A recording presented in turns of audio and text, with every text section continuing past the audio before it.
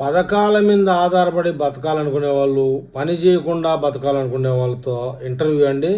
చంద్రబాబు నాయుడు ప్రభుత్వం బాగాలేదు అని చెప్తూ బద్మానం చేస్తూ ఒక ఛానల్ వాడు ఇస్తున్నటువంటి వీడియో అన్నమాట ఇది. దీన్ని మనం పూర్తిగా విశ్లేషించాలి. బాగోదురా, బాగోదు. ఎందుకంటే మందు తాగేదానికి పథకాలు అనుకున్న రావడం లేదు కదా. మాకు ఇప్పుడు ఇంకా పింఛనీ రాయలేదు. జగన్ అయితే పాటు రాసేసింది, రాయలేదు. అవును, జగన్ అయితే రాసేసింది. ఆయన జోబులోంచి డబ్బులు తీస్తాడు నీకు, ఆయన వాళ్ళ నాయన కలిపి. అది భరోసా. ఏ ఎత్తలేదు. జగన్ గారు బాగా లేబర్ చూసుకోడు అసలు. అదేరా, జగన్మోహన్ రెడ్డి ఉంటే ప్రజలందరినీ లేబర్ గానే చూస్తాడు. ఎవరికి పని చేసుకోనిడు, ఏం చేసుకోనిడు. పని కల్పిస్తే కదా పని చేసుకునేది.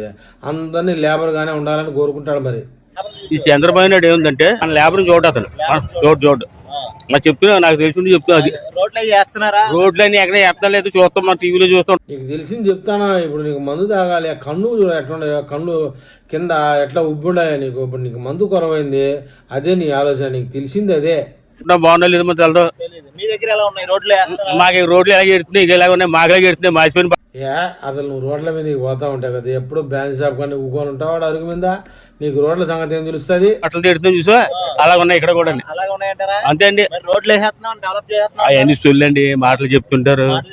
ముగ్గురు పార్టీలు వచ్చాయి, ముగ్గురు కలిసి అంటే దరిద్రం.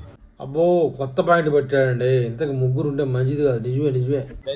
ఒకటి పార్టీ అయితే పర్లేదు, కానీ 3 పార్టీలు కలిసి మహాదైద్యం. అదేంది మీకు ఎవరిని మనం అన్నతో అనకూడదు. చెప్తున్నాం, గవర్నమెంట్ ఏం చేయాలంటే గవర్నమెంట్ చేయాలి, మరి చేయకపోతే ఏం చేస్తలేదు. అయినా వీడు అప్పుడు జగన్మోహన్ రెడ్డి ఉన్నప్పుడు ఆ పిచ్చి మందికి అడిక్ట్ అయిపోయాడండి వీడు. రోడ్లకి చూడి, ఈ రోడ్డు ఎలా ఉంది పుల్లండి. అక్కడ బ్యాంక్ దగ్గర, ఆంధ్ర బ్యాంక్ దగ్గర రోడ్డు ఉంది. అదే గతుకులు అడుగుతారండి వచ్చి. ఇప్పుడు మన సచివాలయం బొమ్మన్నాడు ఎవడొచ్చినండి. ఈ పింఛన్లు రాయాలన్నా, ఏం రాయాలన్నా, లోన్ రాయాలన్నా ఎక్కడ. ముఖం చూస్తే ఏ బ్యాంక్ కూడా లోన్ ఇర్రా. ఈ తాగుడు పోతే ముఖం చూస్తే ఎప్పుడు ఇడ్రా నీకు లోను. సచివాలయం తర్వాత డాక్రా గ్రూపులు, ఇవి అలాంటివే జరుగుతుంటాయి. ఇంకేం చెప్పలేము. తిరుగుతుండాలి కానీ పనులు అవ్వంటారు. తిరిగిన పనులు కాబట్టి అవ్వండి ఇక గాడీలు దొక్కి పెడతారు. వీళ్ళకి ఎవరో రూపెత్తున్నారా? మాకు తెలుసుని చెప్తూ అంతే. ఆ జగన్ గారు చేసినట్టు చంద్రబాబు నాయుడు చేయలేదు. మనమే కదా ప్రతి చోట ఆడవాళ్ళు తిడుతున్నారు. నీ ఇంట్లో నేను తిడతానారని అందరినీ ఆడవాళ్ళని తిడతారనుకుంటే ఎట్రా? ప్రతి ఒక్కరు ఆడవాళ్ళు తిడుతున్నారు. ప్రభుత్వం బాగోలేదు, మళ్ళీ జగన్ వస్తే బాగుంటది.